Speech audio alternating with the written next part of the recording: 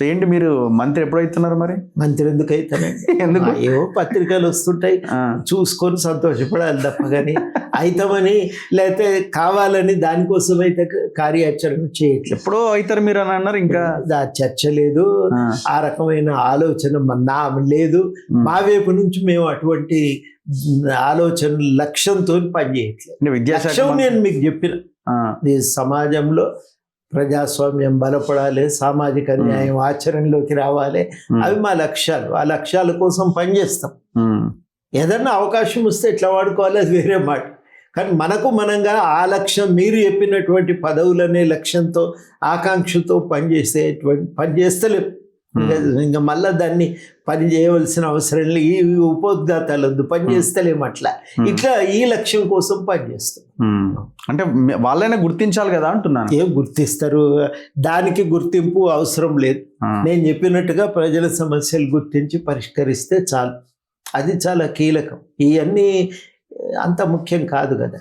కానీ మీరు వ్యక్తులుగా మనం ఏమవుతాం అనేది ముఖ్యం కాదు. ఎప్పుడు కూడా సమాజానికి ఎంత మేలు జరిగింది అన్నదే ముఖ్యం. ఎప్పుడు అట్లే ఆలోచించడం, ఇవాళ కూడా అదే ఆలోచనతో ఉన్నాం. మీ చుట్టూ మీతో పాటు పనిచేసిన మీ తెలంగాణ జనసమితి నాయకులు ఎప్పుడు అంటూ ఉంటారు, జర మా సార్ని అడుగు, ఏమైంది, మాకు రావాల్సిన కార్పొరేషన్లు ఎటుబాయ్, మాకు రావాల్సిన 1-2 ఎమ్మెల్సీలు ఎటుబాయ్. భాగస్వామ్యం ఉండాలి కదా. మేము కూడా పనిచేసినాం కాబట్టి భాగస్వామ్యం ఉండాలి. తప్పనిసరిగా భాగస్వామ్యం కల్పించమని మేము అడిగినాము. మా దాంట్లో కూడా చాలా ఏళ్ళుగా సామాజిక కార్యక్రమాల్లో భాగస్వాములు అయిన వాళ్ళు ఉన్నారు. అనేక ఏళ్ళుగా అనేక సామాజిక ఉద్యమాల్లో ప్రజల కోసం నిలబడి పనిచేసినటువంటి వాళ్ళు ఉన్నారు. కాబట్టి వాళ్ళందరికీ మీరు భాగస్వామ్యం కల్పిస్తే ప్రభుత్వ పాలనకు తోడ్పడేటువంటి వాళ్ళే కానీ సొంత ప్రయోజనాల కోసం వాళ్ళెవరు పనిచేసేవాళ్ళు కాదు అనే మాట కూడా మేము స్పష్టంగా గవర్నమెంట్కు చెప్పినాం. వాళ్ళ ముందు ఈ కృషి చేసిన వాళ్ళు ఏమేం చేసినారు అనేది కూడా వాళ్ళ చరిత్ర ప్రభుత్వానికి తెలియజెప్పినాం. ఇప్పుడు కేసీఆర్ పాలనకు రేవంత్ పాలనకు ఎన్ని మార్కులు వేస్తారు మీరు? ఇద్దరిని ఎట్లా కంపేర్ చేస్తారు? అంటే కేసీఆర్ పాలనలో మొట్టమొదటనైతే ఇవాళ కంటే ఇంకెక్కువ ఆశ ఉండే, ఏదో జరుగుతుంది అనే ఒక ఎదురు చూపు ఉండే, ఒక అందరం కూడా చాలా ఆశతోని చేయబోతున్నారు, ఏదో రాబోతున్నది అని. సినిమా కదా, టికెట్ తీసుకొని లోపల పోయి కూర్చోగానే ఇక మొదలవుతుంది ఏదో ఉత్కంఠభరితమైన సినిమా చూస్తామని ఆశతో ఎట్లా ఎదురు చూసినామో అట్లా చూసినాం కానీ కొద్ది రోజుల్లోనే ఇక కాదు అనేది అర్థమైంది. ఊళ్ళలో పోతే నన్ను కూడా చాలా మంది అడిగినారు, నువ్వు ఇవాళ ఎందుకు మాట్లాడతలేవని.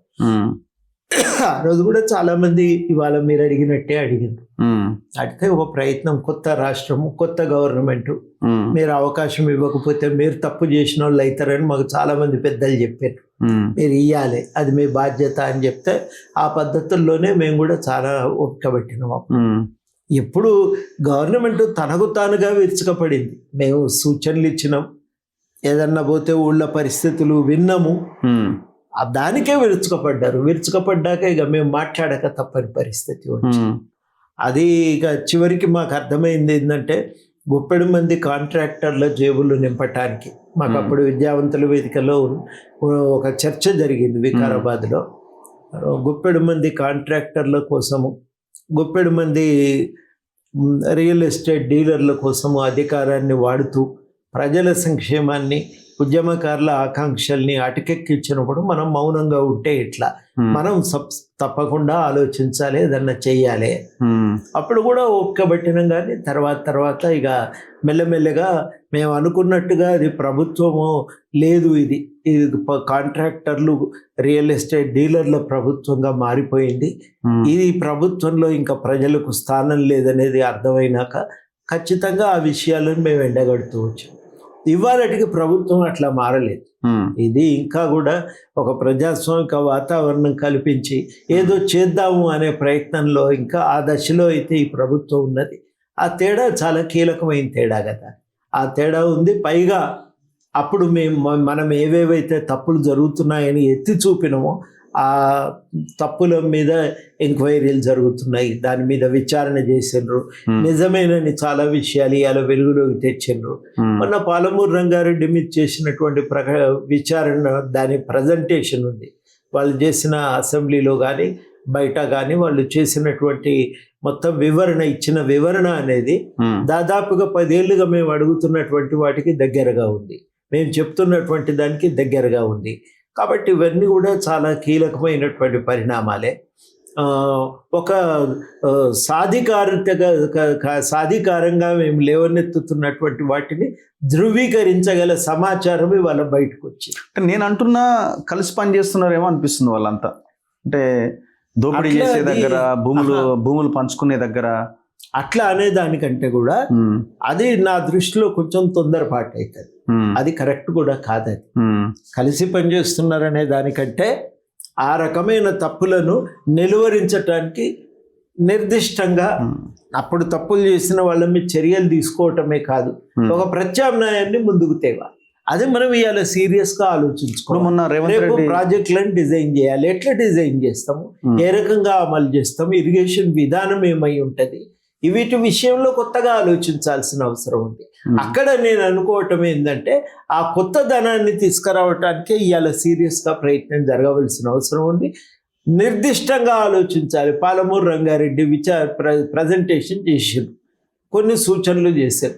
ఇవాళ నిర్దిష్టంగా మనం అప్పుడు జరిగిన తప్పుల విషయంలో ఏం చేయవలసి ఉంటుంది, ఇప్పుడు జరిగిన దీనిపైన మనం ముందుకు ఎట్లా పోవాలి, ఇప్పుడు మనం ఫర్ ఎగ్జాంపుల్ మీరు చూడండి, కాళేశ్వరం చూడండి. కాళేశ్వరం విచారణ ఓన్లీ 3 బ్యారేజీలకే పరిమితమైంది. మొత్తం కాళేశ్వరం ప్రాజెక్ట్ మీద ఎంక్వైరీ లేదు.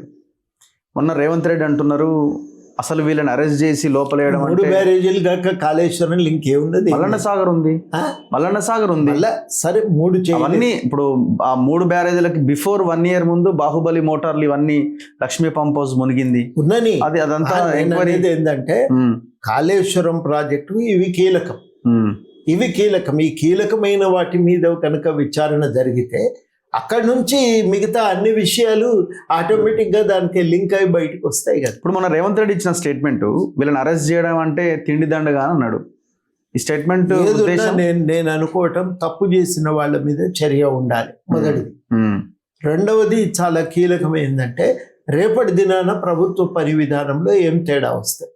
ఇప్పుడు మనం ఇంజనీరింగ్ శాఖలో కాంట్రాక్టర్ డ్రివెన్, కాంట్రాక్టర్లు ప్రోద్బలంతో జరిగిన ప్రాజెక్టులు, కాంట్రాక్టర్ల కోసం జరిగినటువంటి ప్రాజెక్టులు అట్లా జరగకుండా ఉండాలంటే ఈ ప్రభుత్వం ఏం జాగ్రత్తలు తీసుకుంటుంది, ఇవి నా దృష్టిలో చాలా కీలకం. ఈ మార్పుల మీద మనం ఎక్కువగా దృష్టి పెట్టి వాటిని రూపకల్పన చేసి వాటిని ప్రజల ముందు పెట్టి వాటిని ఆచరణలో తేవటానికి ప్రయత్నం చేయాలి.